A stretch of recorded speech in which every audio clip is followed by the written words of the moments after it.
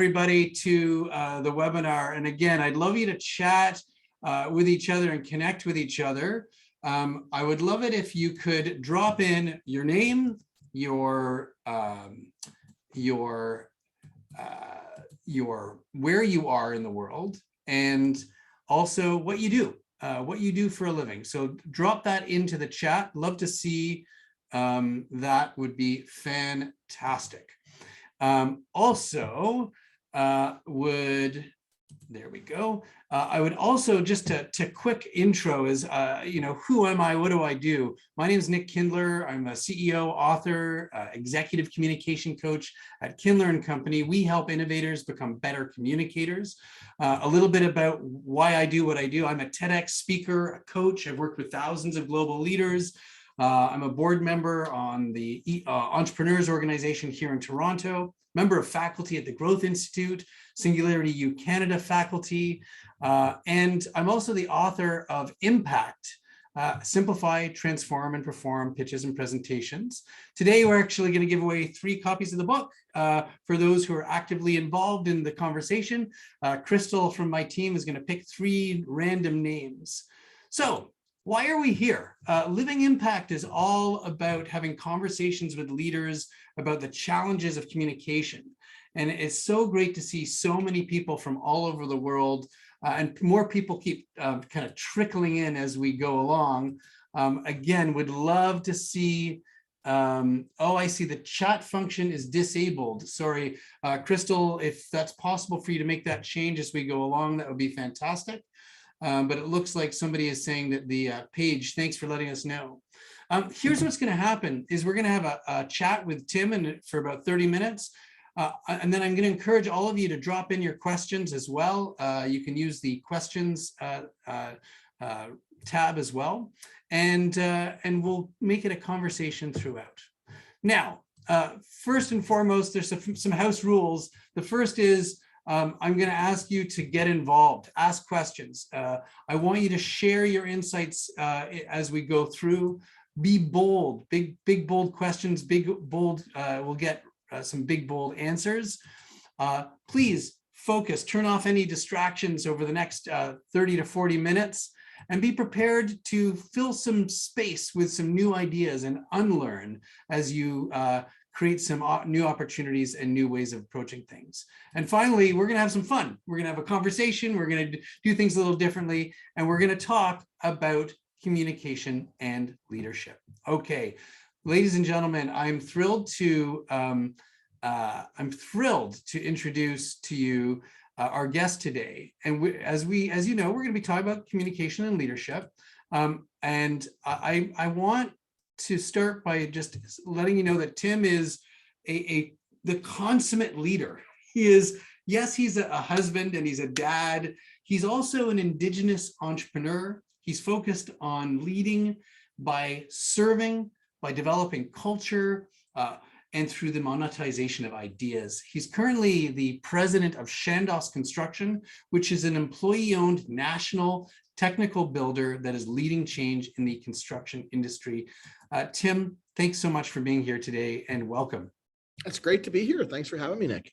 I've had the privilege of working with Tim in the past, and I know a little bit about your background, which is why I'm going to start with that, if that's all right, Tim. We're going to get to the leadership and communication, but the first thing I would love to be able to do is hear a little bit about the humble beginnings, if you will, your background. Can you share a little bit about your background?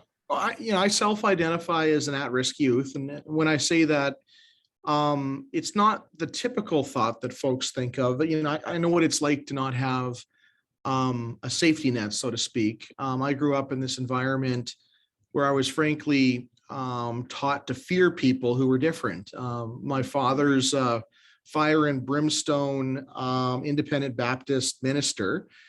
And my whole childhood was marked by don't talk to the neighbor's kids, don't go to university, don't get an education, don't hang out with people who are different.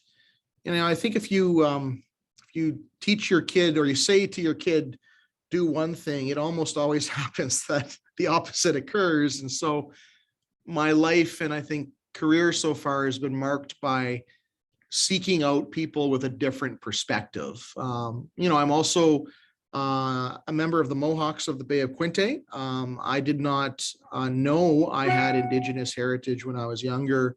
I learned that later in life. Direct descendant of Joseph Brant and John Deseranto, two well-known Canadian Mohawk war chiefs from back in the day. So yeah, a really interesting kind of upbringing that I think has shaped my leadership style over the years.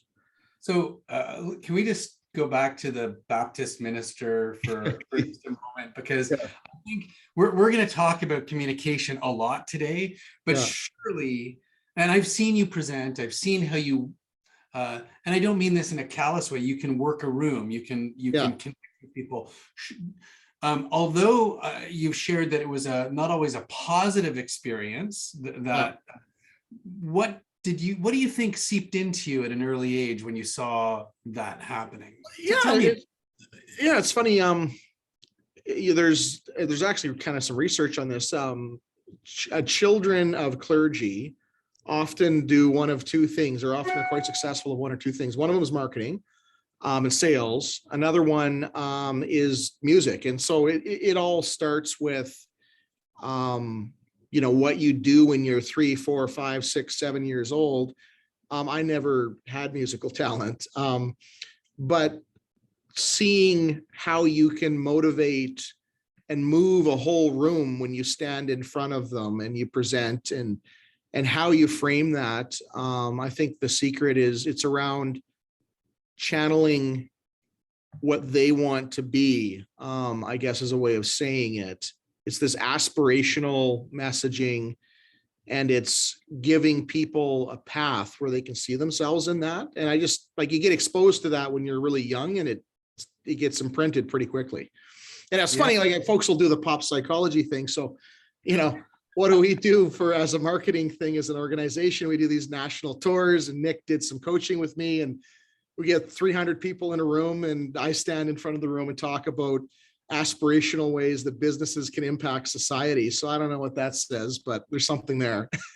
Well, I think that, and we'll talk about purpose in a little bit, because I think that plays a significant role into it. But let's go back, because you come, as you said, you come from this small community.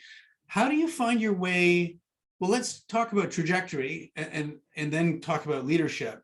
Like, how do you find your way into construction, and why do you stay in construction, this construction management? You got to keep in mind that there's no video games, no movies, no pop music. So like, what's a kid to do, so to speak? And for me, the library was a bit of a refuge. And my mom would take me to the library, and I couldn't go take books out of I couldn't borrow books from the fiction section. So it was only nonfiction, and Encyclopedia Britannica's over there. So read it cover to cover. And it just so happened that the great classics are there: Plato, Aristotle, Dostoevsky. I was into that stuff when I was like 9, 10, carrying it home, between volumes of the encyclopedia, reading it under cover of darkness with a flashlight. This is like an academic version of Flashdance, or Footloose, right? Yeah, exactly. Yeah. They're not allowed to dance. You're not allowed to read the classics. Yeah, exactly. And so anyways, that some of those great principles that are in those books stick with you. And 15-year-old boys fight with dad just because that's what you do. And it ended up turning into, like, you're going to live under my roof, you got to live my way. And I bailed and threw me out of the house, and I was going to be in a cardboard box in the street. And there's a bit of a story there. But I got a job at Chandos. And so Chandos very much represents a second family to me, sense of purpose, a family and a community, a second family and a community. It's driven me over the years, and I've done many different roles in the organization, but now I'm the president. And I joined the organization when I was 17, turning 18, and it's been 20 some years now. So it's a really interesting journey. So let's talk. You kind of did a nice segue there into leadership, and I'm really interested in in what your philosophy is around leadership. We'll come back to communication in a moment, Mm. but what is, you've been, if you don't mind, how long have you been in leadership at Chandos?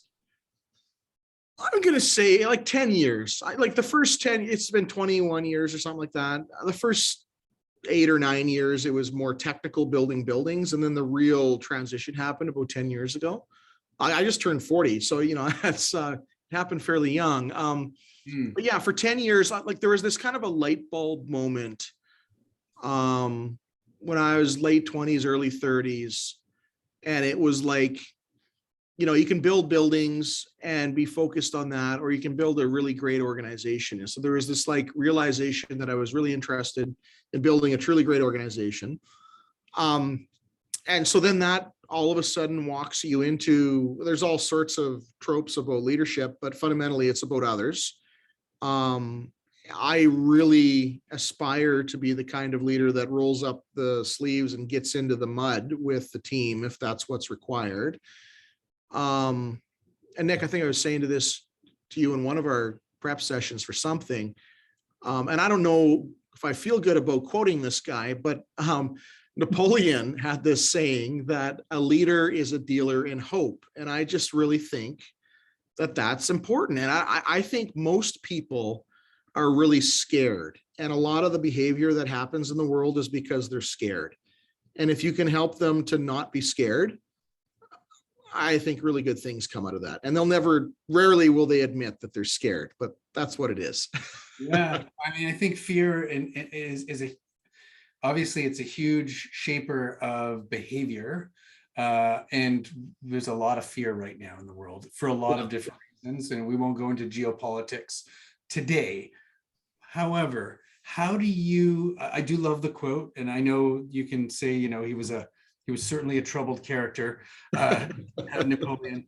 But the idea of being a dealer in hope, how do you help people not be afraid? How do you help people embrace hope? Yeah. And well, first of all, I think you have to, let's just talk about corporate culture, or maybe back this up a little bit. And, I get to say this, I got an iron ring. I went and got an engineering degree. Mm-hmm. And if you think about the professions of law and engineering and medicine, the technical professions, a lot of what gets beaten into your head is what happens when it doesn't work. The iron ring with the engineers, made out of steel from a bridge that fell down and people died because of the math being wrong. So there's always this kind of fixation on what happens when you fail. And then even kind of worse than that, in the construction and engineering space, there's a lot of, let's just call it alpha male behaviors that go on, which make that even worse. No one wants to admit that they failed, let alone having a technical mistake. And I think innovation comes from a willingness to try and fail and pick yourself up and dust yourself off and say, hey, isn't that interesting? Or, being a good leader around that, when you screw up, say in front of the team in a public setting, yeah, I really messed that one up. It's surprising how few people are willing to do that. And so we really try to focus on it's okay to make mistakes, and we actually try to celebrate them. And I think that kind of, let's just call it behavior, needs to be at the executive levels of organizations, and it needs to be modeled in all levels of the organization. Do you find, do you mind if I get a little personal? Do you ever have a hard time as a leader? It's hard, right? Everyone's looking at you. It's isolated. Like, although you're surrounded, you've got lots of people. You ever, how do you give yourself hope? Like, how do you feed that in yourself? This is not related to communication. You can always say pass too, Tim. Yeah. No, I'm in on this. I would say it's, the further up the organization, the more isolating it gets. I actually, I've got a kind of a business coach that does some work with me on some stuff. And the conversation has been like, how do you get to build real relationships and have a real confidant when you're at a certain level in the organization? Because people will tell you what you want to hear, and how do you like break that down so people feel safe taking a run at you and saying that's a dumb idea. So that takes work. I will say, for me to kind of recharge the batteries, I have to be careful that I don't fall into the trap of spending too much time outside of the organization. There's lots of interesting people who are doing amazing things, and I can access them and generally become friends with them. But that takes me out of the organization. And so there's like a balance there of like, go external, recharge the batteries a bit. Yeah. And I guess at the same time, figure out how to take that energy and amplify it internally through more, let's call it real relationships. Yeah. That's what the focus is for me, at least. That's great. One more question on this. What do you do to recharge your batteries? Oh, yeah. What's like, and I hope it's something like I watch, reality TV, something that I whatever. Yeah, no. So there's a couple things. So people who know me, and Nick, me, like I am always on, and I'm doing my thing, and pretty energetic. When I go home, I generally want to just chill out and watch a movie for an hour or two. And I kind of need that time to recharge. And then also, I have to do things that keeps a curious mind that races busy. So a couple things. One of them is fly fishing. Fly fishing, you have to pay attention to what the heck you're doing or it doesn't work. And so your mind can't drift off, start thinking about stuff. You're like in the moment, and it keeps you in the moment. So I'll go fly fishing. I'll walk 10 kilometers in the river. And at the end of that thing, it feels like 10 minutes because you got to pay attention to what's going on. And so that's one. And then from a family standpoint, we've got a power boat. I like spending time with the family and the kids. And once again, you can't be doing emails while you're driving the boat. You got to pay attention. So you got to like be in the moment, right? Love it. I love it. Let's go back to communication. And I think it was Simon Sinek said, leadership is communication, or he may have been quoting somebody, but why is communication important in innovation?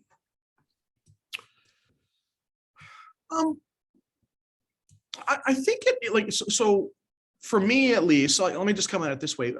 Our business involves, call it the integration of people who think completely differently. So we'll have super creative thinks in pictures and metaphors, Starchitect architect who's working with us.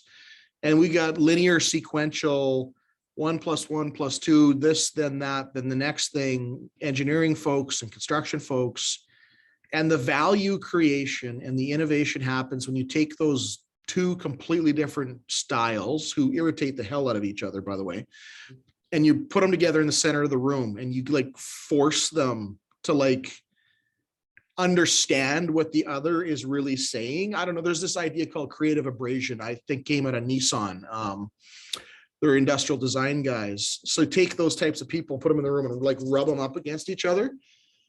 I like, you can't navigate that without communicating intent and why you're doing it and what we're talking about. And like, are we saying the same thing? Do we have shared common understanding about what the hell we're actually doing here? And I think that's all connected to communication. Wonderful. I'm going to come back to innovation, but there's a great comment and question from Shelley. Shelley, thanks for putting this in here, and I'm going to encourage others to drop it into the Q&A or comments into the Q&A, which is working.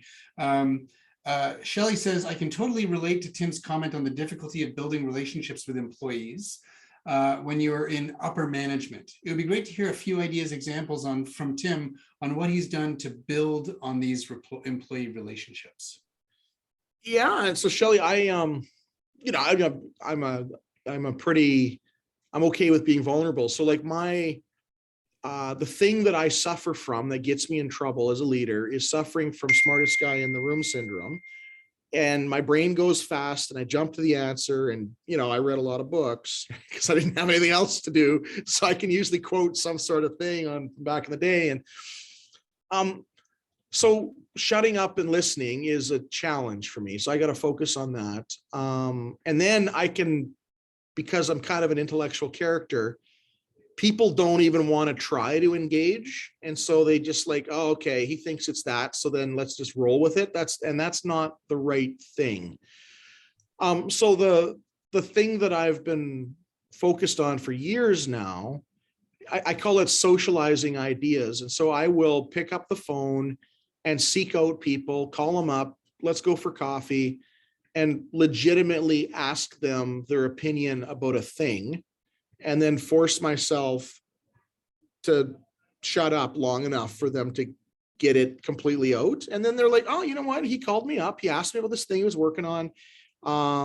You listen, and you create these relationships. You have to keep going back to the same people regularly. So you can't do it with everybody. You have to think about, in a week, how many people might I be able to call up and have that sort of a conversation with, and then continue that kind of on a go forward basis has been my experience. So it's like about a dozen people. That's great. And Shelley, thanks again for your question. And for anybody that's on, please do not hesitate to drop those questions in. This is exactly why we're here. And it's a real opportunity to kind of tap into the mindset and experience of Mr. Coldwell here. I'm interested to go back to communication and innovation. And you talked about some of the things that you do. What do you think the role of communication is in innovation? Do you have a perspective on that, Tim? I haven't. I would say. So we have this thing that we do with our multidisciplinary team, and we talk about the importance of language. So let me start with that. And it's funny, very few people have the same shared common understanding of a concept. So, let's just take the word collaborative. Like if you said, okay, am I collaborative? Everyone's going to put their hand up and say, yeah, I'm collaborative.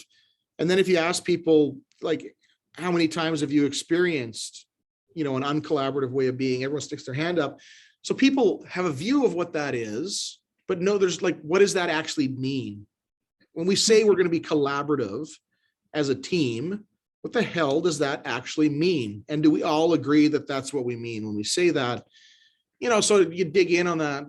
I think that starts to get down into a bit of a piece around active listening, not being the smartest person in the room, a willingness to adjust one's opinion or perspective when presented with better information.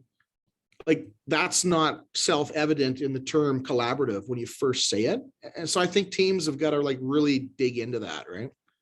The idea of having, what I'm hearing is creating a common vernacular that all of you can agree to is yep. Almost like a starting point. Yeah. Which is interesting because there's this runaway in corporate, in the world of corporate, not even North America, around the world, everybody has their vernacular that it's acronyms and short forms and industry short forms. But we often take it for granted what we actually mean by something. Now, yeah, just another piece of it that I think gets missed, and this is particularly in the engineering world, let's call it. I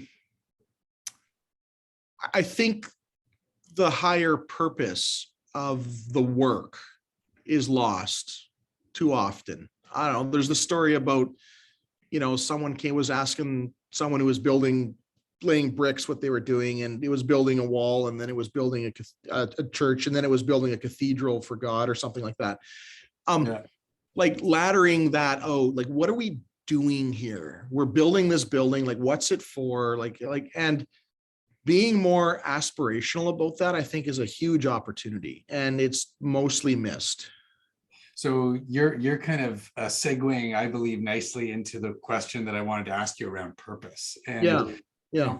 purpose in communication and purpose in business, they actually are very much related. Obviously, in the work I do, I focus on helping people get very clear on their purpose. But Chandos as an organization is purpose driven. Yeah. Talk to me about purpose. And I mean, we talked a little bit about hope already. You did touch on purpose when you were answering that question. Yeah. But talk to me about how purpose can play a significant role in leadership as a leader. Yeah. Let me come at it this way. Like, okay, so we're building buildings, right? So, if you're only on this earth so long, so you're going to go to work and you're going to put in this time and effort and you're going to build some buildings. And if it's all to have a faster car and a longer boat and a bigger house, like, I don't know, like, who cares? I don't give a shit about that. Like, you can get all of those things as a byproduct of something bigger. So, like, what is your life going to be about is really the conversation. And I think most people are scared to grapple with personal purpose. Like, I'm here on this earth doing this thing for this reason. They don't want to deal with that conversation. It scares the hell out of them. And so, I think that's the secret to being really happy and joyful and self-actualized in your work, is to understand that. And I think I've figured that out as a person. Now, what if you could take that and unlock that for the entire organization, and every employee comes to work feeling self-actualized? You can blow the doors off of every contract, every one of our competitors. We could blow the doors off them 10 times over. And so that's kind of like the business imperative of that. And then you kind of connect that. There's a bunch of work that, Michael Porter did back in the day and others. And how do you take your existing business model and use that to solve some of the greatest challenges in the world? So that's kind of like how you ladder that together. Your business model is solving this greater challenge in the world, which is a purpose. And then you let your employees self-actualize by living their purpose inside of the organization, and you blow the doors off of the competition. That's kind of how my brain thinks about that. I love it. And then, I guess the ultimate, not challenge would be, but one of the things that you'd want to get aligned in is to make sure that the purpose of the employee aligns, or the values, I guess, of the employee aligns with the purpose and the values of the organization. Sorry, go ahead. We've done quite a bit of work on that. One of my friends is a guy named Afdel Aziz. I think, Nick, you probably know him. And so he does this workshop. It's called GPS to Purpose. And it's kind of like this idea of a Venn diagram, 3 circles. What are your gifts? What are you passionate about? And who are you serving when you're on this earth? And kind of the intersection of those 3 things is the sweet spot. And so we have a leadership program, and he comes and he does some stuff with the staff. And there's always like these big breakthrough moments, people, weeping sort of a thing when they kind of have these breakthroughs. But the way I think about that, those 3 things like move around as you change as a person. Like, your gifts evolve, what you're passionate about changes, and what the needs or the service to others is contextual. So you gotta be connected to that. And then have the courage to reinvent yourself when those things get out of alignment, I think is important. But just to dig into that a little deeper, I won't use her name, but one of our folks was really struggling with personal purpose. And so she absolutely loves dogs. Breeds dogs on the side just for fun. And, passionate about dogs, and like, how does that connect to construction? And so I would encourage people, you got to peel that onion back a layer deeper. And you start to dig a little deeper, you really find out that she loves dogs because she's got this thing about standing up for people who can't speak for themselves. And that's a thing that you can live inside of a construction company. And so getting in on that, I think, is really important. Wow, that's amazing. That is a little bit of that is talk about self-actualization, being able to then apply that in the work and then recognizing and giving them the opportunity to do that. It's incredible. Yeah. There's a couple of questions, and so I'm going to take a pause from my questions. I'm going to jump over. Yeah. Nigel has said, sometimes communication comes with hierarchy of who an idea or recommendation should be vetted through first before senior leadership. How do you encourage staff of all levels to feel confident and gain clarity from someone other than their direct manager? Yeah. I part of my story, and people have heard this, like I've never really worked anywhere else. So what the hell do I know about building $1 billion construction company? So my way of learning has been to go hang out with American contractors who are competing with us, and we share best practices. And so I've done that for years. And through that network, I got to meet Andy Grove from Intel. Now, he passed away a few years ago, and he's a cool guy. He wrote all sorts of books. One of them is Only the Paranoid Survive. He was known as the guy that first CEO to go sit in a cubicle and blow up the hierarchy. And incidentally, I'm super interested in non-traditional org structure and flat organizations and how they communicate with each other. There's a whole thing there. But Andy Grove had this saying that I really think is critical. The role of an executive is not to make decisions. The role of the executive is to provide acceleration to great ideas that are brought to you. And so he had this culture that ideas should not come from executives, and decisions are not made by executives. They're made by people who are actually down in the organization doing the work. And the role of the executive is to make that happen and to steward the making that happen. And I think that's super important. We have a question from Tim. It's a kind of a two-parter. He hit send a little bit prematurely, but it's all about leadership and innovation. And he said, to frame his question, he has one striking memory of Edmonton building, announcing itself as the oldest built in 1877. I guess a building, the date of birth of his youngest grandmother. The same building could be built today by robots and delivered as a flatback. So his question is, if Elon Musk could build 5,000 Boxabel tiny homes a day, how will, I guess, an organization like Chandos compete with that?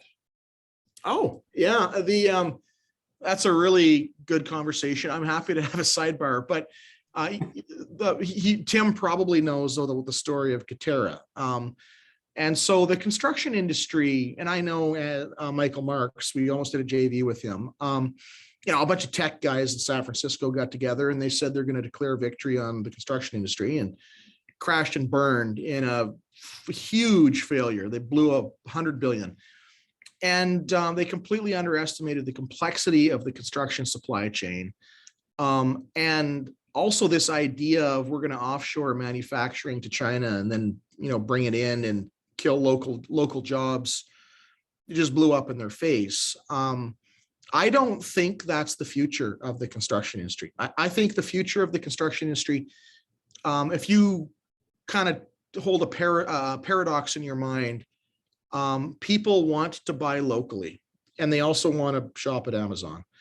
I believe that the future of the construction industry is that subcontractors evolve to manufacturers of prefabricated widgets, just to use some rough language, and that general contractors are experts in a global supply chain of those widgets, and they purchase those widgets, they control that supply chain, and they're the experts of how all the different types of widgets go together in the context of a specific job. And the subtrades probably become more like labor brokers in that scenario. But, there's been a long list of organizations who figured that they were going to mass produce housing with robots. Hasn't happened yet. There's a strong site contextual piece that's there. And so I think the labor is local, and I think the materials are a global supply chain, and the role of the general contractors to sit at the center of those and probably control design. There's a lot more to it but that's where my head's at with it. Terrific. Thank you for diving into that. And thanks, Tim, for your question. We have another question from Paige, not on the innovation side, Oh, sorry, a follow-up from Tim. He just said a PS. I'm going to jump back to this. I also spent the summer of 77 assembling something called a beaver home, a brand name to conjure with, in Northern Ontario. I doubt it is still standing. Yeah. Yeah. That's awesome. Thanks, Tim. Paige has a question for you. Paige Cullingworth, she's starting with a technical career path. Can you talk about your progression into a leadership role? Did you always know you had an aptitude for leading, or how did you leverage external training opportunities to grow into this role? Yeah, no, that's a great question. Okay, so in these technical, I give you a sense of the kind of stuff we're building. Like, we build anything from a Starbucks to we're doing an $800 million research facility on modular reactors with hot cells. So, with Nobel Prize winning astrophysicists. So there's like a whole spectrum. When you get into that, the real high end stuff, experience matters. Like, you can't roll up with 3 years of experience and be the boss. You got to have 15 years. And I'm sorry, that's just how that works. You have to gain a certain amount of technical experience for people to respect you. So for me, I started out as a coordinator and I worked my way up. I was a project director when the light bulb switch happened. And I was respected by my peers through that journey for my technical skills. Now, that got expressed a little bit differently than many. Some folks focused on mislitigation. I was always focused on the client and making margin. And relationships. And so 10 years of demonstrating that I'm competent and can build stuff and know enough about the industry. Then I was really interested. I want to take the next step. And then, a lot of folks like still wet behind the ears, like, okay, with, he wants to do everything next week. Sit down before you hurt yourself. We tried that in 1972 is kind of the attitude of some folks. And so then I figured out, well, I can jump up and down on my soapbox about how we got to be better as an organization or what we should be doing. We should try that or whatever. Or I can gain more clout in the organization by doing sales. And I'm like, you know what? If I went and I talked to a client and the client said, I want Chandos to do that thing, and I'm going to pay you $20 million if you do that thing. That's going to drive a whole lot of behavior inside the organization. And so I reinvented myself for a period of time in business development and sales and marketing, and essentially conceptualized innovative service offerings, sold them to customers. Customers were the ones that drove the adoption inside of this organization. And it's been a big part of our success, and it's driven growth. And that's kind of how that transition occurred. You got to do a certain amount of time to prove you know what you're doing. And then for me, the acceleration was selling innovation to the customers. And then the organizational change followed that. Awesome. Thanks for the details. We've got a message or a question from Matthew. If I think it's the same Matthew, he might be in the regenerative science. I could be wrong. And I may have worked with him a while back, maybe a different Matthew. But his question is about hybrid and remote work. And he wonders, where do you see the challenges? Yes, he says it's the same Matthew. Good to see you, Matthew. With the movement to hybrid or completely remote work, where do you see the challenges or opportunities with communication when it comes to balancing in-person, email, video calls, audio only, and the changing expectations of employees? Yeah. Okay. Let me start with this. Part of my whole connections with Americans, I was involved on the board of this thing called the Center for Innovation in the Design and Construction Industry. A bunch of super innovative people in the construction industry in San Francisco. Do you mind repeating that? Do you mind repeating the name? Yeah, it's called the Center for Innovation in the Design and the Construction Industry, out of San Francisco. It came out of Stanford's SIFE program. And basically, the big heavy hitters in the innovation world and construction connected with that. And they all got together and they said, okay, we're going to declare victory on this, that, the other thing. And like, what's the next thing? So I've been involved with quite a bit of work with those folks. And I spoke at one of their events. And there is this real strong interest in figuring out the human side of innovation in the construction industry. So, and the team dynamics of that. So an example of that COVID happens, all the white collar engineering people go to the lake and do Zoom calls. The blue collar working stiffs go to the job site, put a mask on, or they don't get paid and nobody eats. And all those white collar engineers who usually come out to the site and do site inspections and support the working folks on the site, no, gonna hide in the basement, not coming. And so it has driven this big rift. And there's this sense of you're not a team player because you're unwilling to come out here and support us the way you would have and could have and should have. And it also breaks along racial lines, by the way. So there's a conversation about how it's related to systemic racism. So like you start unpacking that kind of a conversation, it all of a sudden makes you think differently. I'd also say, you know, these teams that build these buildings are cross-functional teams, and there's an abundance of research that demonstrates that people who are co-located in the same space make decisions faster, they solve problems quicker. So doesn't work when half the brains are hiding at home in the basement. And I'm being a little bit facetious. We allow inside of Chandos hybrid work. I think the right ratio there might be 3 days a week with the team. I don't care if it's in the office or in a job site, but 3 days a week with the team. Mondays and Fridays work from home. I'm fine with that. But you got to be part of the team. And I just, when we're building stuff physically in a location, I just don't know how you can be part of the team and not show up. And then just one last piece on this, we do employee satisfaction surveys inside of the organization. Guess who feels super connected and part of the team? The people who are on the site and are on the team. I'm disconnected. I don't know what's going on. I don't feel the culture of the organization. They're the ones that are working at home. And so at some point you got to decide if you're going to be on the team or not. Yeah, I think I've done a lot of chatting about this with different guests as well and different clients, and this concept of engage. What we're talking about at the end of the day is engagement. You use the word employee engagement survey. Yep. And we just know, like if somebody calls me, I might answer the phone. But if somebody calls me when I'm outside and Yep.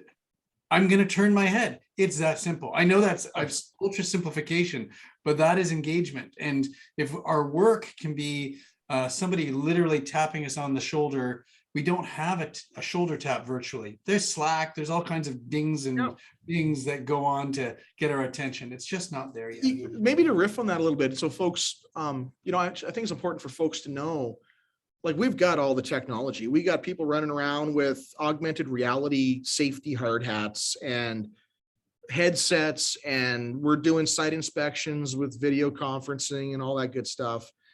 We got 3D scanning of stuff. So the digital tools are all in use. The thing that construction does is there's this cross-functional problem solving. You need 8 brains around the problem, and often the problem is in a physical location, and you have to go to the physical location to sort it out, right? Yeah. We're almost out of time with you, so I want to ask a few quick questions. Teresa, who she wanted to know one more time the name of the Center for Innovation. Okay. It's called the Center for Innovation in the Design and the Construction Industry. CIDC.org. CIDC.org. I was one of the original board members. I'm one of their advisors now, but they have some really interesting stuff going on. Wonderful. Thank you. Couple of quick questions. Maybe they're not that quick. What advice would you share with new or emerging leaders?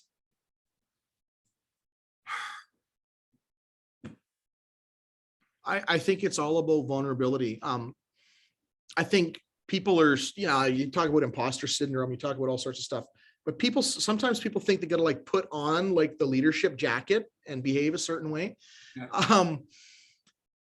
I think there's a lot to be said. Let me just put it this way. When I took over leadership of one of our districts back in the day, we've got people who've forgotten more about construction than I ever know who were reporting to me.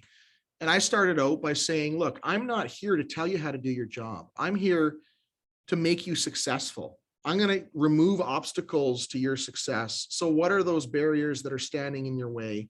And I can help you be successful in this organization. That's like a servant leadership approach. It's not about you. It's about the people who report to you and making them successful.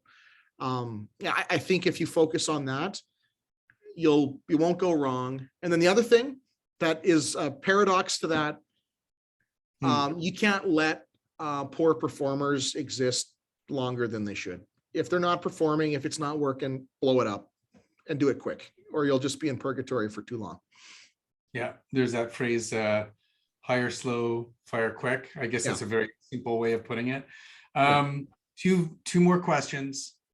First one is, what makes you angry? I've never seen you angry, but what gets fire in the belly in the negative side of things, I guess? It would be, my big thing is ignorance. And so someone who's prattling on saying egregious stuff that is patently incorrect, obviously just being repeated by the last person who said it, and too lazy to go inform themselves, and they're just saying off-color things, doing off-color things, that makes me angry. Okay. I have one last question, but there was a really great question from Amir that just came in. So I'm going to try and squeeze it in. The question is, Tim is CEO of Rotaflow, a fire protection EPC contractor in Edmonton, and he loves your perspective on find the reason for being, which is similar to, I'm going to try and say this, Ikigai Japanese concept. The Venn diagram was 7 circles instead of 3. The question is, do you see in the market that relationship between loyal clients and long-term contractors has deteriorated due to the current cost increase and uncertainty? And what can we do to nourish it? It's a big question. I'm like, my vision, not just for Chandos, but for the entire industry, is to move beyond the transactional relationship that exists usually between the general contractor and the sub-trades or our trade partners. And you get to this place where there's actually shared economies of scale. That's where we need to go. And frankly, I think we're well down that path. About 80 or 90% of our work is like a negotiated delivery method. Generals didn't want to be picked on price, so we figure that stuff out. We as generals need to embrace early engagement with trade partners on these projects. And, that's a whole industry conversation, but I think that's where the focus needs to be. Wonderful. Thank you. And great question, Amir. I really appreciate it. Tim, last thing is, and I asked this for any guest on our show here, which is, what is there something you want to offer everybody? Is there something that you want to share, a final message that you want to impart to everybody about anything? Yeah. Okay. Well, I got a bit of an audience. So Chandos is hiring. If you want a great job, call me. There's that.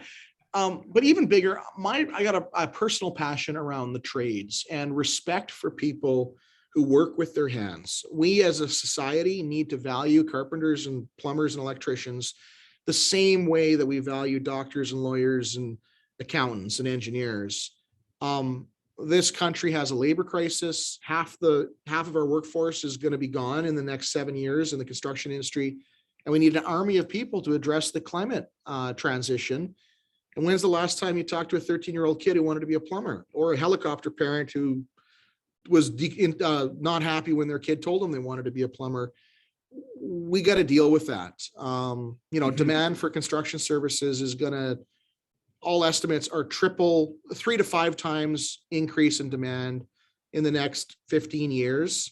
And we need people to actually do this. And so honoring people and respecting people who work with their hands, I think, is a personal passion of mine. Amazing. Thank you. And thank you for sharing. And I hope that people can go away and kind of act on that or share that message with others in their community or with their families as well. Tim, I know how busy you are. I know you got to race across the street for another meeting and you've got a dozen things going on. I want to say thank you on behalf of all of the folks that have shown up today. We had quite a group here. As a gesture of thanks for all people that come on our show and our program, we donate to an organization or through an organization called B1G1 that supports the United Nations Global Sustainability Goals. And specifically, because of the work we do, we focus on the quality, the goal of quality education for all. And so what we've done is we've worked with B1G1 to provide 14 days of access for quality testing supplies for water testing, actually, in Indigenous communities on your behalf. Awesome. So thank you so much for being here. Thank you for sharing your insights. And what I'm going to do is I'm going to share a couple of things with the audience. If you do need to jump and go, I understand. And again, thank you so much for being here. Great. Thanks for the opportunity. Great to have the opportunity to speak, and everyone have a great day. I gotta run. Thanks, Tim. Thank you. My question to everybody, and drop it into the questions if you can, because our notes aren't working, our comments aren't working. What did you take away from today? One thing that you took away from today. And also, we are going to give away, as I mentioned right off the top, 3 books. But before I do, I just want to share very quickly a little bit about what we do here. And I'm not going to go into too much detail, but we inspire, we educate, we empower leaders to create a better world through improved communication. And Tim kind of talked about purpose. We believe that all busy leaders have the same 3 core problems, which are time, clarity, and lack of time, lack of clarity of message, which means that it impacts their leadership. We have a lot of different programs that we offer, but specifically, I want to bring to everyone's attention on September 21st, we're going to have an online open enrollment, meaning it's not for our customers, our executive clients only. It's actually open to all people from around the world at 1 p.m. It's going to be a 3-hour online workshop, Communicate with Impact. And I believe the link is going to be dropped into the chat for pre-registration. If you're interested in learning more about being part of this Communicate with Impact program, then we can just drop your name into the registration, pre-registration, and we'll send you the link when we register. This is something that we decided as a team just a few days ago that we were going to provide to the people in our network, because we've been offering larger programs and we've been offering this program to our executive and our enterprise clients, but now we're going to open it to everybody. Within, by the way, you'll get a copy of the book. So if you don't win one today, you'll get a copy of the book, as well as access to hours of online learning after the webinars, this 3-hour workshop is over. So that's the Communicate with Impact workshop that you can pre-register for, and we will send you the registration link after the fact. Okay, now I'm going to just do the magic drum roll. I'm hoping that Crystal, who's on my team, can choose out of the drum, with names fluttering around, the names of 3 people who win a copy of the book Impact, which was published last year by myself. Do we have that, Crystal? Is that possible? Oh, we've got it. Thank you.